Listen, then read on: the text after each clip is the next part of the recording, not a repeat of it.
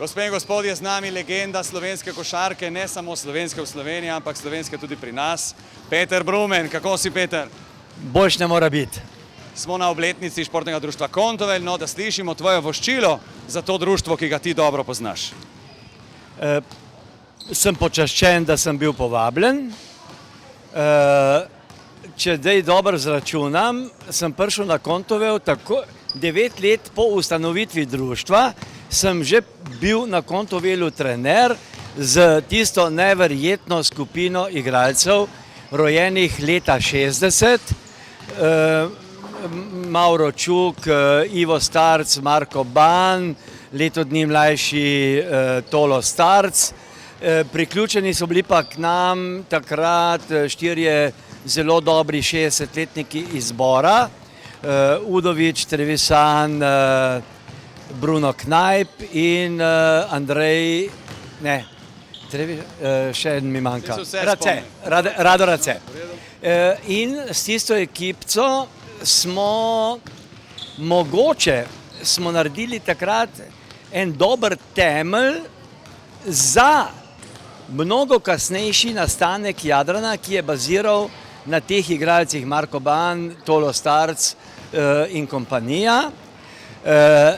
Lahko si samo čestitam sam sebi, da sem v pravem momentu bil na pravem mestu, da sem dobil tako delavoljno in perspektivno ekipco in tu grejo vse moje čestitke takratnemu upravnemu odboru Kontovela, ki so me sprejeli nad vse prisrčno. Moram pa povedati eno anekdoto. Starejši odborniki, med katerimi je bil tudi tvoj oče, po eni tekmi na odprtem igrišču v zimskem času,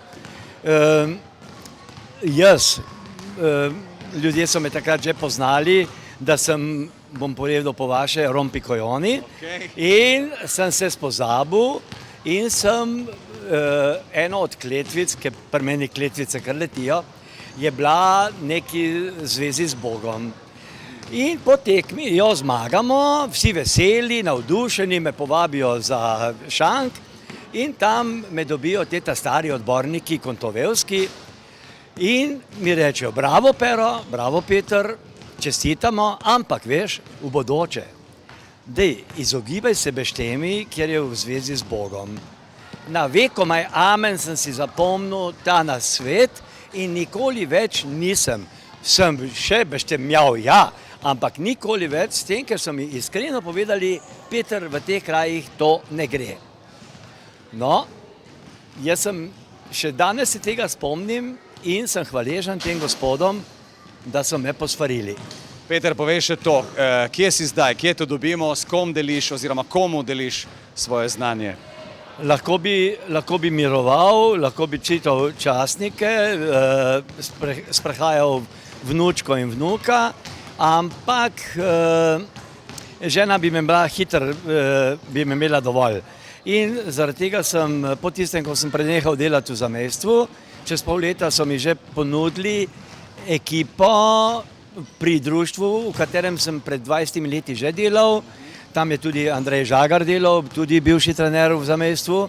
Ježica Ljubljanska so me povabili, da sem začel z ekipo U15.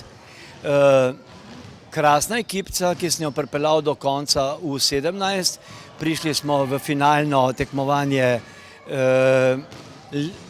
igralcev rejenih 2000 in zdaj, ker sem pač že mal starega kova trener, sem jih prepustil mlajšemu trenerju, takemu, ki je bolj željan uspehov kot pa en ta star Brumen, ki spremlja napredek košarke, ker ta star Brumen bazira na tistem, kar je včasih znal, kar pa je še stalno koristno za igralce stare 15-16 let, zaradi tega, ker mlajši trenerji si ne vzamejo časa za osnove, ta star Brumen si pa vzame čas za osnove, čeprav me mogoče sovražijo, ampak vemo, kaj pomeni slaba roka v košarki, vemo, kaj pomenijo tisti osnovni elementi, ne pa takoj odkrivati NBA-ovske poteze, če pa še nismo naredili niti prvega koraka pri učenju teh košarkarskih veščin.